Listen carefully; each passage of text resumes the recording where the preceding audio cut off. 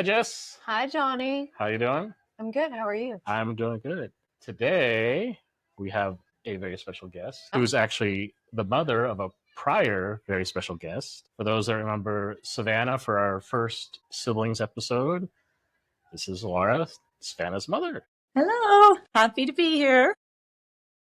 So we all know each other through CARES Foundation, KDM5C, Kiddos. Right. Laura's actually one of the founders of CARES, obviously, therefore also a board member like myself for CARES. That's how we know each other and see each other quite often. But aside from that, can you maybe introduce yourself a little bit? Sure. My family lives in Idaho and we love the outdoors. In our home, it's just my husband and I and Whitney, our daughter, our youngest daughter. She is 19 and she has KDM5C. And then our oldest daughter, Savannah, and she is just finished her internship today in music therapy and getting ready to take her board exam, and then she'll be a licensed music therapist. That's awesome. In my past life, I was the administrator of a retirement assisted living facility. It kind of really actually prepped me for being a mom in a lot of ways to a child that had a lot of needs as an infant. I went from like the older population to the younger population. And yeah, so that's a little bit about me. I'm a fitness instructor. I teach yoga, Zumba, bar, senior class, and cardio Thai box and all that kind of stuff. And that's how I get rid of my stress and anxiety. I wouldn't say get rid of. That's how I manage and cope. Manage. Yeah. I took a Pilates class recently. I'm still talking about it, so I must have liked it. But I was like, I'm going to die. This is just going to kill me, absolutely kill me. And it didn't. They took it easy on me. They wanted me to come back. And I was like, not so much. But I actually really enjoyed the class. Yeah. It was great. So, and I miss yoga. I need to leave some things on the mat. I really love yoga. It's a great time to meditate and just kind of clear my mind and leave all my worries outside the door for an hour and not think about all the stress that we have in our lives, because all of us know that we have a lot of stress in our day-to-day lives. Yes. We do. And we're actually on our way to having a more serious conversation today, because we are going to talk about Chiari malformations.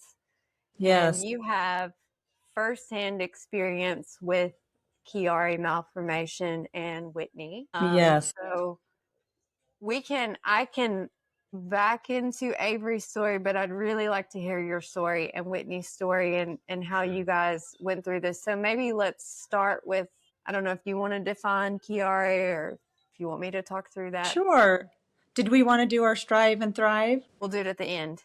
Perfect. Unless you want to do it now. Yeah, either way. You want to start with it? You're the guest in our house. You decide. Yes. Okay, we'll start with that just because that's where my mind was going. Let's see. My struggle right now is Whitney is obsessed with Snapchat and wants it so badly that she's even talked to her counselor about ways that she can approach us on it, and has come up with this big compromise list. And we've said, no, I can't even tell you how many times, but she will not stop. No, it doesn't matter what reasons we give, how many times we say no. She just keeps on it and on it, up to the point that she was texting me right before this asking about it again. And I'm like, no, leave me alone. I need to be off. So that's my struggle. And the struggle is real. The struggle's real. The struggle's real. Imagine. I know how Avery gets. I know how your boys and girls get when they get an idea in their head of something that they want. Just stuck. It is all consuming until we get what we want. The persistence is real. Right. And for someone that has kids with special needs, they're at a higher risk for being taken advantage of, for being exploited, being abused. And we've already had situations where random strangers have tried to ask her for photos and send them pics of themselves. It's pretty, yeah. So, I mean, it's something we really have to take serious. No. I keep telling her, no, but she just has it stuck in her mind. So that's the struggles. The thrive, it's kind of funny. I think you guys talked about this on another episode when you were talking about like the golden ticket of autism.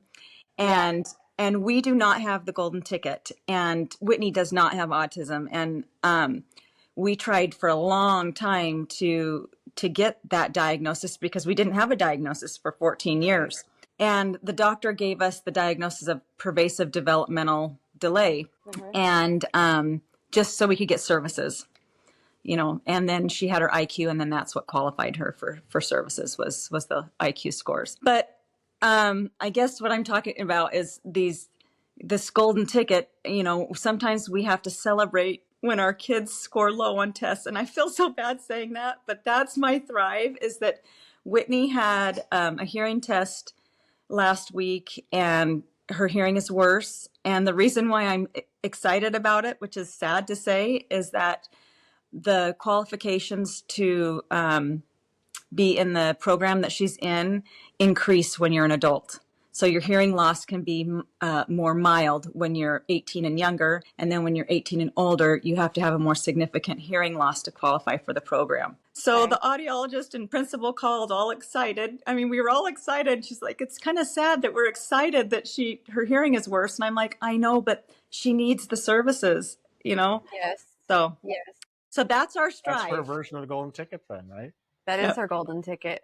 That's her golden ticket right now. This wasn't planned. So we've talked about cholesteatoma because you thought that. Yes. Have you done an MRI or anything? We have not done an MRI yet. We need to meet with ENT. We haven't seen ENT since she was little because she's had quite a few surgeries, with her ears and tonsils and adenoids and frenectomy and all that jazz. But yeah, there's problem with her bone, and her eardrum is actually not restricted. It's being too flexible and it's moving too much, and it can be a sign of a greater problem. And the audiologist said that sometimes kids can have to have surgery for it. And so we're not exactly sure what it could mean. And I was kind of messaged you earlier and asked about your daughter. And yeah, it's kind of a tricky wait and see, go to the doctor. And then you have to take things in doses. It's like right now we're on this pathway of qualifying her for the program again. And then you get kind of exhausted and you have to step back and like, okay, now I can go and do this or do the next thing. So, Small bites. Sometimes. Small bites. Small bites. Yeah. And it does come in what feels like waves sometimes of like medical things, and then the school things, and then like you're riding this ebb and flow that you don't have a lot of control over, but it does ebb and flow. Sometimes it's just a little bit more exhausting than others. Can I add one more thrive? Because it's a good one. Absolutely. Whitney went to the neurologist on Monday, and her last EEG came back normal. So that means that her seizure medication is working. Cool. And so that's really exciting. That's great. Great news. Yeah. Well, I'm actually going to add a strive thrive or success for you also. Okay. You're describing it as a struggle, but for me or for us with younger teenage girls, getting them to advocate for themselves is sometimes challenging. So the fact that, yes, it's Snapchat and, there's all the things that come along with that, but the fact that she put together a list and the reasons why and all this stuff and not that it was a PowerPoint presentation, but like presented it to you guys. And everything. That's like, that's pretty cool. Yeah. Yeah. That is something to be proud of for sure. It's interesting. Perception is such an interesting thing, right? Yes. Right. Yeah. We've said that a couple times now. Yeah. Oh yeah. I remember going to some IEPs and you'd sit down and they'd be like, okay, Whitney has 15 words in her vocabulary. And I'd be like, that's so awesome. And they'd be like, she's supposed to be at 500. And I'd be like, but she's at 15. Like we were at 0, We're super excited. We have 15 words. I have my motto is celebrate everything. It's not absolutely. I don't even know that I look for milestones anymore. It's every little thing that I can find to celebrate. I choose to celebrate it. And that that makes all the difference in the attitude that I have. And I found that he doesn't get discouraged. I get discouraged, right? Yeah, for sure. Especially the IEP table, which we talked about recently too. IEP, medicine, there's so many different things that we have to do that can feel so discouraging. Or I'm I don't get defensive about it, but I can feel myself getting worked up to that point, you know, like, and I'm just like, what do I have to be defensive about? Nothing. Stop. Well, it's like that mama bear. It's just like, yes, exactly. Yeah. Exactly. And or I'm like, Papa no, Bear. I was good. Thank you. You're welcome. Got to represent. Speaking of getting worked up a little bit, I'm worked up because I still haven't heard from neurology about the Chiari malformation, which is what we're going to talk about a little bit today. But I would love for you to share your story, Whitney's story, what you guys went through, and I can filter in some little bits about this guy while we're talking about it. Yeah, I would love to share our story. And I'm actually going to start from when she was born, and I'll just be as quick as I can to get up to but it kind of paints a little bit of a picture. And so when Whitney was born, from the get-go, we could tell something was off. Like, her coloring was poor. She didn't cry right away. The doctor was quite worried trying to get her to cry, and she had really poor reflexes. You know how kids usually they startle and she had really poor reflexes. She scored really low on her scores. She didn't do extremely well in the hospital. They had to put her under a heating lamp because she couldn't regulate her temperature, and she wouldn't wake up to feed and was getting a low blood sugar. And so we'd have to wake her up and almost force feed her to keep her blood sugar. So that's kind of how our journey started. But, you know, at that time, I really didn't think anything of it. I just thought, you know, maybe just a couple of hiccups in the way. And then things just kind of, I started to notice right off, because I had Savannah. I'm lucky that I had a child that was healthy, that I could kind of go back and say, okay, this didn't happen with Savannah. This seems a little bit abnormal. I always feel bad for someone that's the oldest child or with Joni, every child. There's, you know, no comparison, or not that you want to compare, but you kind of need to know a baseline of where your frame of reference. And so, you know, she would spit up really, really bad, had severe reflux, would scream and cry, ball her fists up, and she'd just go like this, and was a very irritable child. I couldn't comfort her very well, and I just couldn't figure it out. Like, what am I doing wrong? Like, how come I'm not able to soothe and comfort her? And, you know, things went on, and then as she got a little bit older, she just wasn't developing typical, and she never had a typical crawl. She had this atypical crawl that she would put one leg up and then she would swing and drag the other one around. Army crawl, would you say? The physical therapist actually called it a half hitch crawl. So I don't know what that means. It was. I did something similar to that. That's why I was asking. Yeah. And so Whitney started out in physical therapy to help her with that kind of half hitch crawl, and we were progressing along, and she was making some progress, and the physical therapist said, you know what, I'm seeing some regression here.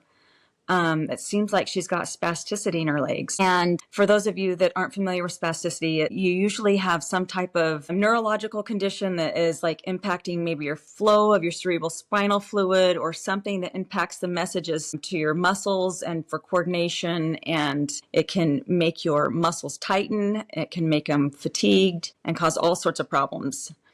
And so that was kind of the first thing. And then Whitney as soon as she started to walk, which she was late walking, she was just falling nonstop, which is kind of hard because all of our kids fall a lot, you know, but at this time I didn't have a diagnosis. So I didn't know KDM5C even existed. And she was falling a lot, injuring herself frequently, and super high pain tolerance, no tears typically. Yep. She would cut her finger and there'd be a trail of blood and there'd be no tears. But then there was a couple times that she fell and hit her head and she would have a seizure-like episode. And one time it happened in the pharmacy. She fell and hit her head quite hard and really shook like a seizure. And the pharmacist was quite concerned and said, you know, I think you need to get her in. And so I went back and kind of talked to the physical therapist, and she said, you know, I agree. I think I'm going to call your pediatrician. She said, I am concerned that there could be like a tumor, is what she thought at the time, because Whitney was just digressing so bad and, you know, losing some of her abilities. How old was she at this point, sorry? At this point, she was about almost 2 years old and severely underweight at this time. I'm talking like not even on the charts. Like they would give you the chart and, I mean, I remember at one point she was at like 3% and I was like, sweet, she's on a percentage, Yes. You're on the chart, Yeah, right? yeah, We're on the still, charts. Yeah. we're still tracking at less than Yes. percentile. Yeah. And then a couple of the other things that she was doing at this time that I noticed was holding her head to the side, and she'd kind of walk sideways with her head tilted. Lots of head banging and crying, difficulty with swallowing, choking, gagging. She would stick her fingers down her throat and almost gag herself to relieve herself. And we had started, I think we had already done the swallow study, and they had told us that there was some issues with swallowing. And so she was getting feeding therapy. But then they ordered this MRI. We went in and had a sedated MRI because at that age, it's just too hard for them to sit still, and she didn't talk, and there's no way she could have understood how to sit still for that amount of time. And when Whitney came out, she was not doing well. She was slow to come out of the anesthesia. She was very shaky. And the nurse was quite concerned about how she was responding, how her heart was doing. And I remember asking the nurse, and by this time we'd been to lots of doctors, so you kind of knew how they were going to react and whatnot. And I remember saying, when do you think I'll hear from the doctor about the results? And usually they say, oh, it takes a couple of business days, wait till next Monday or whatever. And she said, I would call them first thing in the morning.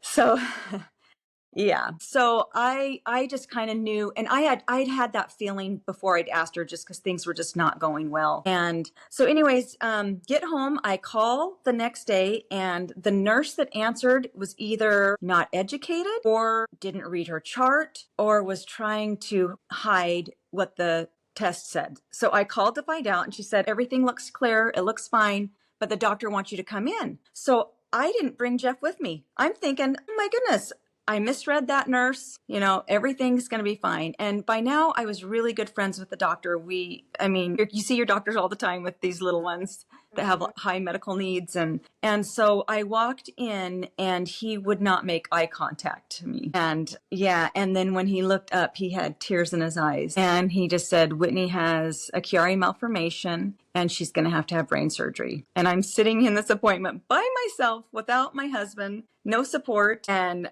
I was just so overwhelmed with emotion and thinking, oh my gosh, for one, I didn't even know what it meant. I didn't know what a Chiari Malformation was. And I'm sure he probably told me at that time, but when something traumatic like that happens, you only absorb so much of it. So, later I found out after we went and visited with the neurologist and then later the neurosurgeon that a Chiari Malformation is you've got your cerebral tonsils or your cerebellum, and it looks like two kidney beans, like together like this. I'm trying to draw it, and at the base of your cerebellum, it's supposed to be kind of rounded like this. And then here's your spinal column. And a Chiari Malformation is when you have extra brain matter. It's a malformation where you have cerebral tonsils that extend down into the spinal column and can cause problems with the flow of your cerebral spinal fluid. It can cause problems with pretty much everything: balance, coordination, seizures, swallowing, brain fog. I mean, you name it. And back then, there was not a lot of knowledge about Chiari Malformations. It was fairly new, and there was not a whole lot known. And so I couldn't go and really go to the foundation that they have now as the Conquer Chiari Foundation and learn much about it. I just saw what was on the internet, and it was limited. So we went to see the neurosurgeon, and happened to be one of the best neurosurgeons. I don't know how we lucked upon that in Boise, Idaho, but just an incredible human being. And we spoke at length about Whitney and her symptoms. And he was quite concerned because she was very symptomatic. And some people, interesting enough, could have a Chiari Malformation and they might not be symptomatic. And that's what's so hard to understand, how you could have a 5 millimeter on one kid and they're not symptomatic at all. And you could have a 3 millimeter on another kid and they're symptomatic. And it's kind of hard to know what all plays into that. And they're still doing a lot of research in that area. But Whitney's tonsils protruded quite far down in.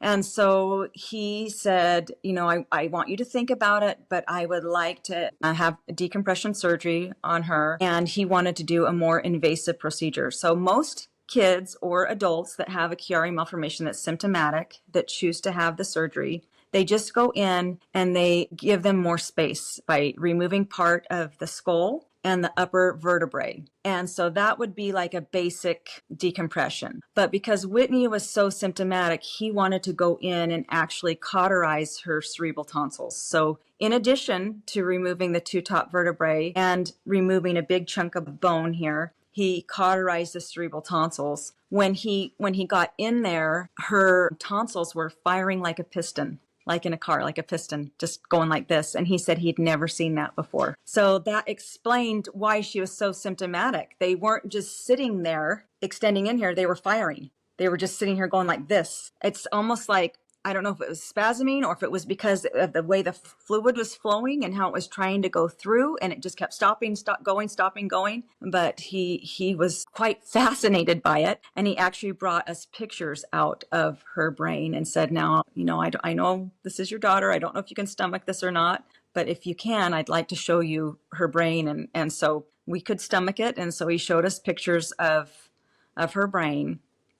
And, just that surgery alone was extremely traumatic, sitting in the waiting room for that, knowing that that was our 2-year-old daughter. And making the decision to have that surgery was also a hard decision. We felt like she was regressing so much and had so fast and quick. We were concerned that she was going to lose function. You can have neuropathy and it can cause, disability. And, we just valued the opinion of our neurosurgeon. He said, I don't like to do surgeries on all cases, and I do not do surgeries on kids that only have symptoms that are manageable or it was an incidental finding. He said, I only do it on kids that are symptomatic. So that hospital stay was not without complications. Never is. So, and at this time, we didn't know any of Whitney's other issues. We had no clue that she had heart issues. We had no clue that she had blood sugar issues. We had no clue about KDM5C. We just didn't know anything. And we pretty much thought that all of her symptoms were because of this, the Chiari. And we knew she had a hearing loss at that time, and so she had 1 hearing aid at that time. But during the hospital, one day we were sitting there and holding Whitney, and all of a sudden Whitney's head went back and her eyes kind of rolled back behind her head. And then all the machines just start beeping. And, you hear the nurse calling code blue over the intercom, which it's so traumatic. Like I honestly had post-traumatic stress for years over it. It really changed who I was. I couldn't remember a good probably year. I just kind of had blurs and whatnot of it because it was just, your daughter basically dies in front of you and, they have to take her away and resuscitate and give her atropine, which, starts your heart back up. So that actually happened a second time in the hospital. So we had 2 during that hospital stay. And the doctor was so good. He came in and said, I'm so sorry. I've been doing a surgery for 7 hours. I'm so sorry I wasn't here when this happened to your daughter. I was like, oh my goodness, you were in surgery. I mean, just such a good guy. But they couldn't figure out why, because they did imaging and there was no swelling on the brain. So we still to this day don't really know why that happened, but it has happened since. And so I'm thinking it must be her other complications, maybe with her heart or her carnitine deficiency or something that maybe caused that weakness in her heart. So after the hospital stay, she was on steroids, and the steroids, I think, made her feel great. They helped with inflammation in her body, and she was doing fabulous. And we thought, okay, we're on the home stretch. Don't ever think that. Yeah, really. And so soon after that, we didn't know that a lot of her sleep issues were related to the Chiari malformation. So it was a kind of a double whammy. She had obstructive apnea, which is from the tonsils, but then also central apnea, which is your brain telling your body to take a breath. And so the Chiari malformation, that is actually one of the symptoms now. Like if someone has central apnea, they look for a Chiari malformation, which is good to know. We did not know that back then, but I know it now. And so she had surgery for her tonsils, adenoids, and a frenectomy. And while she was in the hospital, got shingles. Oh my God. Like, can we have anything else? Can somebody just hand us something on a platter? But the doctor said because her health was so compromised and of the surgeries that that's probably why she got it. She got it at the site of her vaccine injection. Oh my gosh. Yeah, yeah. So anyways, that following spring, she had an incident where she collapsed and was unresponsive, and we had to rush her to the emergency room, and she had a blood sugar, I think it was 37. Wow. And they couldn't figure out why her blood sugar was so low, and, said, what? The doctor thought, well, maybe she had a seizure in the middle of the night that depleted her sugar reserve. And so when we went and saw the neurologist, he said she would have had to have been like tonic, clonic, and foaming at the mouth and, been seizing for hours to deplete her sugar reserve. He's like, there's no way. And so we saw a geneticist, and they said that if this happens again, here's the labs I want you to physically take with you and give them to the ER and say, run these labs. So a month later, it happened again. And this time we called the ambulance, and they struggled to get her IV in, and her blood sugar was 43. Then they give her this big shot of sugar, and it went up to 499. And then by the time we got to the ER, it was back down to 57. So her body was just not even remotely metabolizing the sugar at all. And so then we gave them those labs, and they came back and said she's got ketotic hypoglycemia. So that was that step. And so now we've got another diagnosis. And so because we thought, oh, this is all the Chiari. It's all about, we're going to put this behind us. She's going to start developing and progress. Well, a couple months later, we noticed that she was holding her hands like in a kind of a claw position. And she would always hold them like this all the time. And she'd walk around and it would be like this. It's like almost like she could not straighten her hands out. And one day she had cut her finger. This is the day I was talking about earlier where the blood, big trail of blood and no tears. Yeah. And I'm like, this is just not normal. I mean, like, she doesn't really respond very well to hot and cold. Like, something is happening. And so we went to a specialty hospital in Utah, and they did an EMG, which is a nerve conduction test, and it showed nerve loss in both hands and in her legs as well. And the doctor said if we don't do surgery on her wrists, she could have permanent nerve damage. So they did similar decompression surgery on both of her wrists, bilateral, and that got her back to almost normal hand function, which was great. But now we had so many things going on, we knew that it was a bigger picture than the Chiari. So now we're doing lots of testing with genetics, and they thought it was a storage disease for a long time. And she had muscle biopsies, skin biopsies, and you name the test, mucopolysaccharide, lysosomal storage disease. I mean, the list is just really long. And I'm sure most of our kids have had lots and lots of tests. I don't think she's unique or rare in that aspect at all. But the test was not readily available at that time for the full exome sequencing. And then when it did become available, it was really expensive. And they told us it would be $5,000 out of our pocket before they even submitted it to insurance, and we were younger and, just didn't have $5,000 laying around, So it took us a while to finally get that test and to get that diagnosis. And, over the years, we've had lots of other medical diagnoses. She had the atrial septal defect, and then we found out about her carnitine deficiency, which is one of the main sources of fuel for your muscles and your heart. And so she takes medication for that, and the seizures and the hearing loss, and, the list is long, like it is for most of our kids, unfortunately. But yeah, so that is our Chiari journey. She did not have to have a shunt, which is amazing because I have met other people whose kids have and have had a lot of trouble with it, and have had to go in and had repairs. And a lot of times that causes problem because they just don't get good flow, or it can get clogged.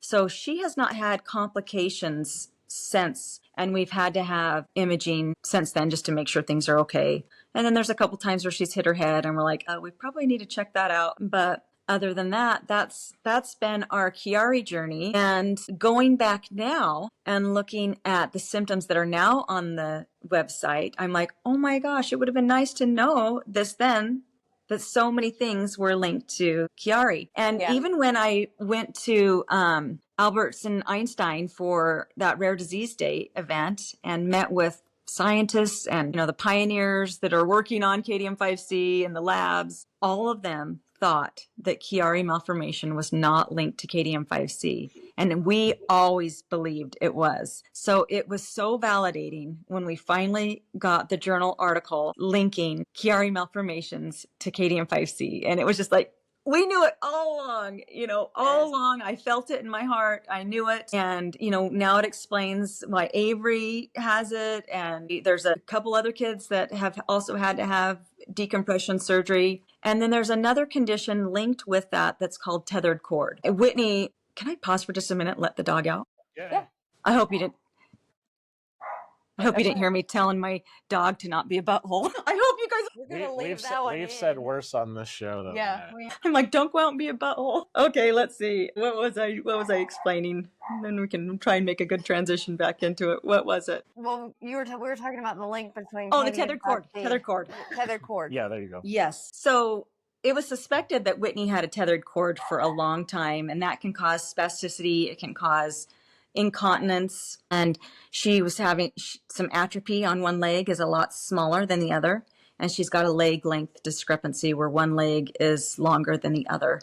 And so they did an x-ray to look for spina bifida occulta, which is the very beginning stage of spina bifida. So there's 1, 2, and 3, I think. And the first one is where there's this space in between your vertebrae where there should be bone. And that is kind of an indication or a sign that they could have a tethered cord. Well, because our kids struggle with constipation so much, the x-ray was full of stool and they couldn't get a clear picture of, of that. But there are other kids in our group that have had tether cord surgery, and thank goodness Whitney seems to be doing a little bit better in the incontinence area and some of the other concerns with a tethered cord, but that can also be linked to Chiari malformation as well. So now that I've shared everything, I'd love to hear about Avery. I hope I haven't taken up too much time. No. This is great. I'm just taking it all in because I'm still in the beginning phases of this process, I guess. Right. And in fact, Avery's Chiari malformation came up as a result of a concussion, and we were in the ER. We'd had a CT done. And whatever, I wasn't under the impression that you could use that imaging to determine, which you can't use the CT to determine if there's a Chiari malformation. But the neurologist made a note in his chart that said he needs follow-up. He needs a follow-up MRI to check for Chiari malformation. It is suspected. Well, Avery had already had his tonsils and adenoids out, which, let's be clear, the tonsils and adenoids that they take out for obstructive sleep apnea, which he does have, severe OSA, are not the same as the cerebellar tonsils. They're totally different. Correct. It's different tonsils that protrude down from the brainstem. Right. So to get his MRI, I actually went back through all of his records and read through the notes that all the neurologists have put in that I've seen him. And then I found the follow-up note and I said, well, he was eating solid foods. He's not eating solid foods anymore. He's not talking. He's always had some, balance issues and stuff. He was a late walker. He didn't walk until he was 2. And lots of falls, lots of head hitting. Mm-hmm. Very similar story. Now, I would say in terms of regression, the feeding is the biggest thing for me. He has gone back from eating solid foods to not eating anything solid whatsoever. And he'll even gag. So I don't know if some of it is sensory, like when it touches his mouth, like ice cream. He used to love ice cream. Now, if it touches his mouth, sometimes he'll gag. And it'll come. Peanut butter too, you said, right? Peanut butter. He would eat peanut butter before because, he's also underweight and right. He has to continually gain weight. He's still less than one percentile on weight. Height, he might be in one first percentile or something. I don't know. But it's hard to know, Well, let me back up for a minute. When we originally did the MRI, it came back and said that he had an 11 millimeter protrusion, and so that confirmed the Chiari malformation. It confirmed. I would have said, like, I don't know why this would be suspected. I don't know. I understand that, like, somewhere between 3 and 5 can be asymptomatic. It can be. I understand, like, the differences. The way the doctor made it sound was like, I'm gonna have him do a consult with neurosurgery, and I'm like, okay, well, the surgery itself doesn't scare me, but every time we've gone in for surgery, we've had complications. So similar to Whitney's story, it's like, well, when he had his tonsils taken out, he also he was completely blue.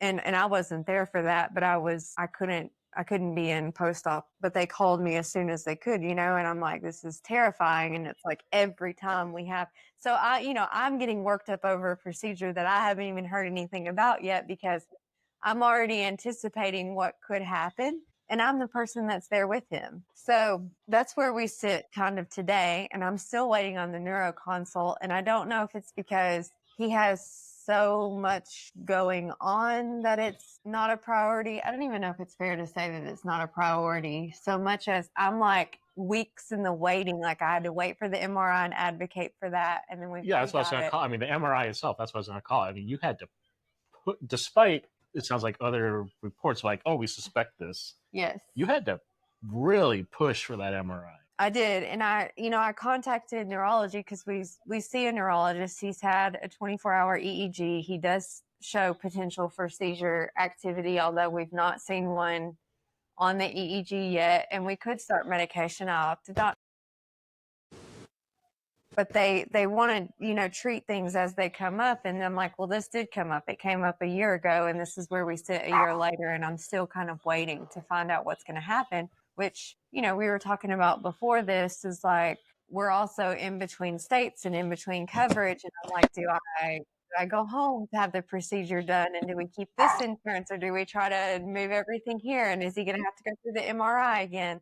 Like all of those little thoughts and exercises and details that go into this kind of thing. And then just thinking about the surgery itself. And I'm like, I don't know. I've so been looking forward to this conversation, and I was hoping that I would know more by now so that I could share with you. But For sure. Like, that's all I know. And do you know, is the neurosurgeon that you're waiting to hear from in Texas or in Tennessee? Tennessee. Okay. Well, I think, he'll ask all the questions, and I'm sure he's going to talk about all the symptoms. And it sounds like Avery is symptomatic from what you've told me. I don't know how symptomatic he is, but he's got swallow issues, gagging.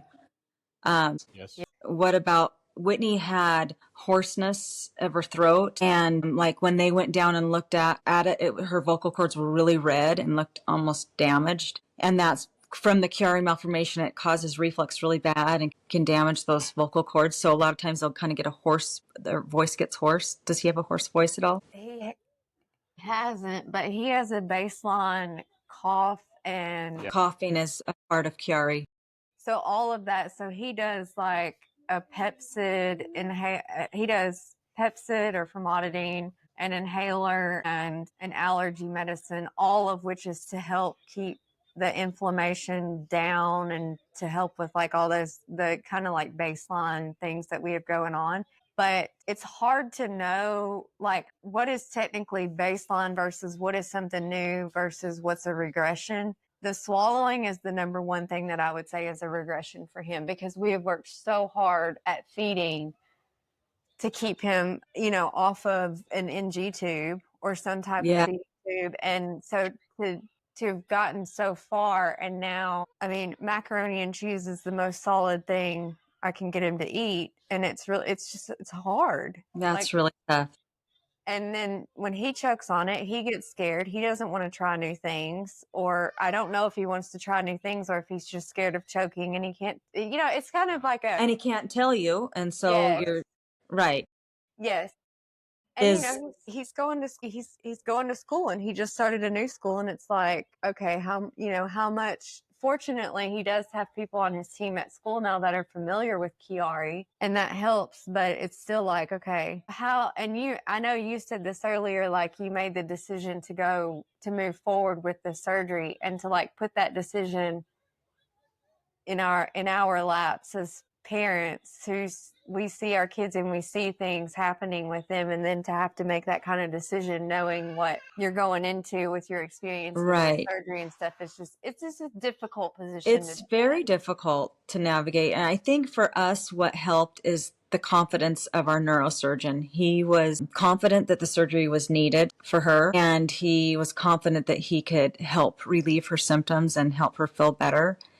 And it's not that he didn't give us an option, but it wasn't really like it was a choice, if I'm making sense. It was like, your daughter needs this surgery. This is what I think we should do. I mean, of course, it's our choice, but he recommended it. And so that was helpful. If it came down to them saying, oh, it's up to you, that would be really hard. So let's hope your neurosurgeon has like a clear path and direction that he wants you to go on. That will help. If the neurosurgeon has an idea of what he wants to do, I think it will help make your decision look a little more clear. I'm hoping so. And I guess I was a little surprised that because you immediately go, like, for our kids, the first place I go is Google to find out about anything. And then I go down these rabbit holes of looking at things and try to find overlapping evidence of what's going on, just to try to make informed decisions, or even just to go into a meeting knowing enough about it that I'm asking the right questions, right? Well, and for you, I think you've kind of got a little bit of a double whammy that I didn't have. I did not have a KDM5C diagnosis. So in my mind, all of her symptoms were coming from Chiari malformation. For you, you've got, the KDM5C diagnosis and the Chiari. So it's hard to know what is from the Chiari and what is from KDM5C, because some of these symptoms are overlapping with KDM5C. I mean, balance and coordination, falling a lot. I mean, a lot of those things, a lot of our kids struggle with those issues. So I definitely feel like it's going to be harder for you to be able to tell the difference between what's what.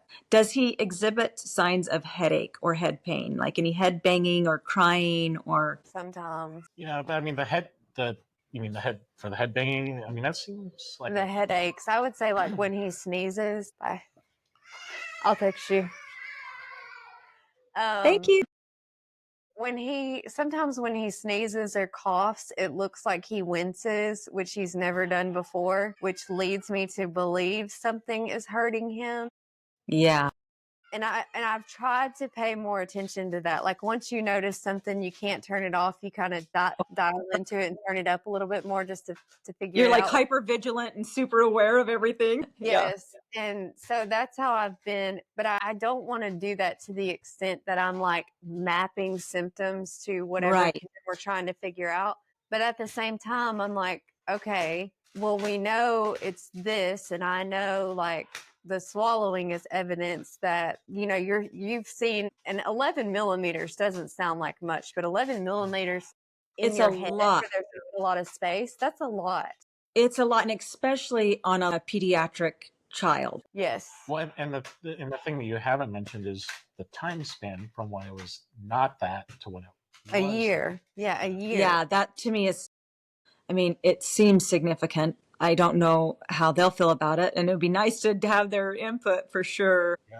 Yeah. And I follow up on these things, and I'm like, can I talk to someone? Can somebody fill me in on what we're seeing or what you're thinking? And then it's like, could I potentially have to go through this again if we swap, providers? Are they going to accept the testing that he's already had? Or are they going to want to redo it because he's such a complicated case?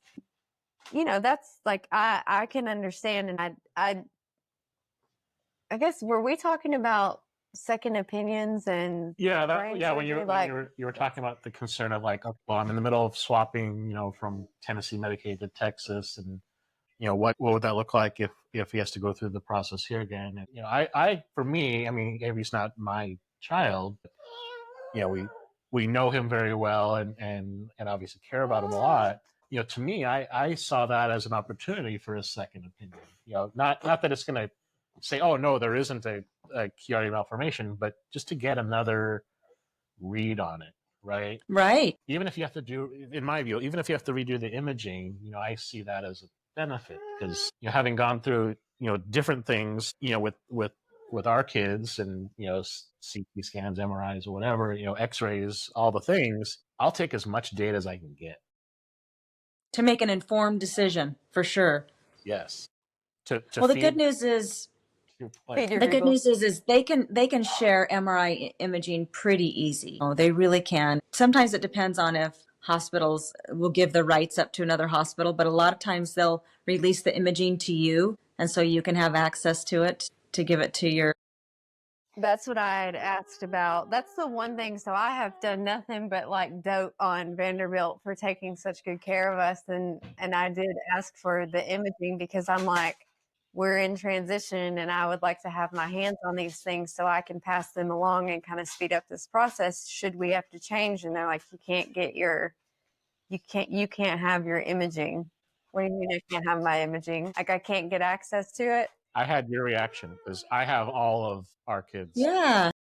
That's the one thing. So I can get the report, but I can't get the actual imaging, which is so frustrating to me because I'm the one that's advocating to even have these things done. And I right. I don't like it when they gatekeep that stuff, especially when you've moved and to put a child through a whole another sedated MRI when you have already a good image. Yeah. So I don't know. And I feel like we're sitting kind of in limbo waiting to find out. And then I feel like it's another hurry up and wait. And then if he does have to have surgery, it's kind of like taking vacations. Now I plan for the worst and pack for extra days because we're almost always going to be admitted for extra days for some reason or another. Yep. And I think we talked about this a little bit when he had his tonsils and adenoids out and he ended up, his head was stuck over to the right. It was basically pinned to his shoulder and he would just stand up and he would spin around and fall down. He'd stand up, spin around and he'd fall down. And I took him back in and they were looking for anything that would indicate, which there was a ton of inflammation. And I was like, well, did they not see it then? They didn't see any evidence of it because he had MRI. Well, second or third one. It's interesting that you said inflammation because that is so closely related to, your cerebellum, and any type of inflammation can cause, especially when you have a Chiari malformation, problems with your vestibular, your balance. That's all of your balance is in that back part of your cerebellum. And, a lot of times Chiari malformations are found because someone has had an accident, a concussion or something, and they get swelling, and so then they start having problems with the swelling because you're already limited in the space that you have when you have that cerebral tonsils, protruding down in there. So then if you get inflammation on top of that, so that probably explains why he was having balance issues and leaning his head. I'm sure it was, in my medical opinion. It's probably related. He's had 3 sedated MRIs in 4 years. And we haven't seen this at all between the concussions, the falls resulting in concussions and CT scans and MRIs that we've had. Somebody could have seen this. And how come I'm the one that's picking this out of the paperwork and saying, okay, I want to follow up on this. And then you find something and then I'm chasing it down again to get results, from anything. It's been 2 weeks at least since you got the MRI results read and then waiting for the referral for neurosurgery and waiting for them to call. Yeah. Yeah, I think, one thing that is frustrating with some medical doctors, you go in and if you're looking for something and then you don't have that, they don't always tell you their other findings. Like, I've been in before for kidney stones and they're like, oh yeah, you've got one in your right kidney, but then that's in my ureter traveling, but then they don't tell me about the one that was in the left kidney. It's like, really? Come on. You didn't ask me that. I don't understand the way things work like that, but maybe they think they're not having symptoms. It's an incidental finding. I'm not going to tell them about it. I don't know why that happens sometimes, but you would think after 3 MRIs, someone would have brought that to your attention. Or at least, followed up on it, it was just a random emergency room physician that noted it in his findings, and I happened to see it. And then I happened to notice that he was regressing with feeding, and I look it up. And then that's what I mean. Like, we kind of backed into this Right. diagnosis. So I'm not like you with some of the diagnoses with Whitney. It's like, I'm relieved that we have something. We know what it is. It has a name. We can do something about it. It's more worrisome for me, like with seizures. I don't know when it's going to happen, but I know it's going to happen. I know Yeah. that the potential, it's like, just, I want these things out and in front of me, and then we can figure out what to do with them. And there's so Right. many times that we just don't have that opportunity. Yeah, for sure. Especially with some of these things that our kids don't always exhibit, or they do when they go through puberty or later down the road, or yeah. And I do feel like, I mean, there is obviously some of their own genetics that are involved as well. Like, is your family prone to epilepsy, or, there are certain things that make them more susceptible in addition to KDM. Yes, yeah, it is. And I think what's also difficult, and what I've learned, probably what both of you have learned as well on this, is I am extremely grateful for the answers that we do have. And I'm extremely grateful that he's had the care and support, and I've been able to get all the things that we need to get him in a really good place. But it is equally as frustrating to just not know what to expect. And Well, absolutely. to feel so like I am constantly On high alert, but also just like I'm genuinely concerned about all the little things with him, right? Like, because my lived experience going on vacation is, oh my God, I think we have cancer, like, no, it was acute ITP, but it was a very, very serious few days. Yeah. So like, it's the same thing. So when this pops up, it's like, I am concerned, but I also have to temper that with, Right. my own, I don't know. You end up somewhere on this spectrum of managing your own stress and your own ways of dealing with it and handling it. And, it's some days are better than others. That's all.